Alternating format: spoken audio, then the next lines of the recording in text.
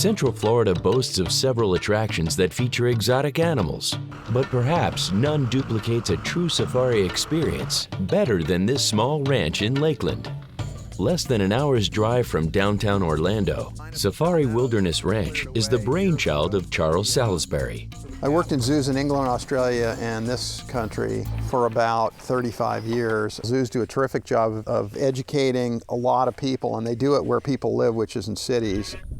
But for herd animals especially, it's a compromise. There's not enough room for herd animals. Part of my job, I would take people on safaris to Africa. And in going to Africa, I realized that the Africans are light years ahead of us in terms of how they manage captive animals. Safari Wilderness Ranch is an attempt to replicate that African experience. What you guys are seeing here, now look at these, this looks like Jurassic Park, doesn't it? Look at those ostrich come to us. That is a living dinosaur. That is a close. This has been a very fun project, and it's been pretty much based on taking an old abandoned cattle farm and then getting rid of the cattle and introducing species that do well in these ecotypes that we have here. You go out in with the animals, and the animals are not in individual areas, they're in amongst each other like you would see in nature. In a big vista, you'll see 30 species, and you drive around for a couple of hours, and it's a really much more realistic, kind of invigorating, educational, fun thing than you can get going into an inner city zoo. What you're seeing here is something called flight distance. If you get too close to these guys, they move off. And you'll never see this in a zoo because there's just not enough room. Look at that.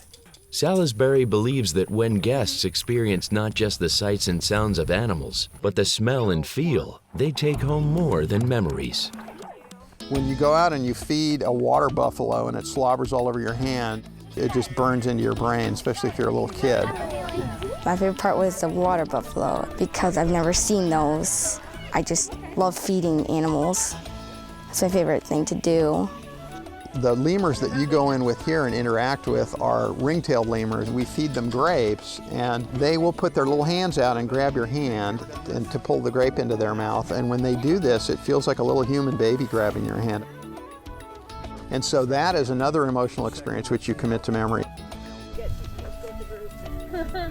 So this is a different way of going on safari. You can go by camelback, and camels have been taking people on their backs for about 6,000 years. And they really actually enjoy this as part of their day.